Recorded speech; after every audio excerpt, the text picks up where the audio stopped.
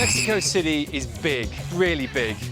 No matter how big you're thinking, it's probably bigger than that. No one really knows, but they think there are about 25 million people. And that makes it twice the size of London. It's noisy, chaotic, dangerous. The pollution makes your throat hurt and your eyes sore. But still, there's so much life here, it's almost crackling. It's one of the most vibrant cities I've ever been to. There's beautiful tower blocks rising out of knackered seas of grey buildings. This is the ultimate 21st century city.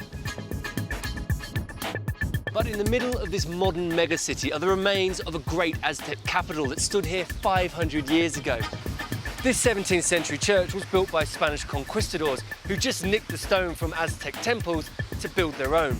This is a place where history and culture constantly mix and are constantly being recycled. Like refried beans, the past just keeps coming back. These steps are only 50 years old, but they're based on an Aztec temple. Carvings of ancient gods are found on a major work of modern architecture, the National University. Architect Juan O'Gorman covered his central library building with elaborate decoration. The walls become a giant history lesson, and today's students are still learning from them. Murals gives us this romantic feeling that I should think we should never abandon. The romantic feeling of having an identity, having something in common, having links with our pasts. Murals are all over the city. The habit started back in the 20s after the Mexican Revolution. Left-wing artists used murals as a way of communicating to a population that was then largely illiterate. The most famous muralist of them all, Diego Rivera, quite literally plastered his vision of Mexico's bloody past all over the city. His vast mosaic at the Theatre Insurgentes is falling off, so it's being kept in place with straps.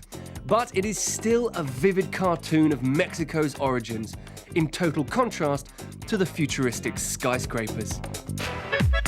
Diego Rivera's home from the 1930s is a masterpiece of architecture. It was designed by Juan O'Gorman, the guy who did the university library. Resting on stilts, it's Mex on legs. Leading off the roof is a bridge, which links to a very close neighbour. The blue house was for Rivera's lover, Frida Kahlo. That's Selma Hayek in the recent Hollywood movie. I reckon it's almost the perfect domestic setup. Your girlfriend's right nearby, but you've still got your own place. But Madonna's favourite painter wasn't happy here, due to Rivera constantly playing away. When Frida discovered Diego nailing her own sister, she decided that even semi-detached was just too close for comfort. So she left. Kahlo ended up as blue as the walls of her own house.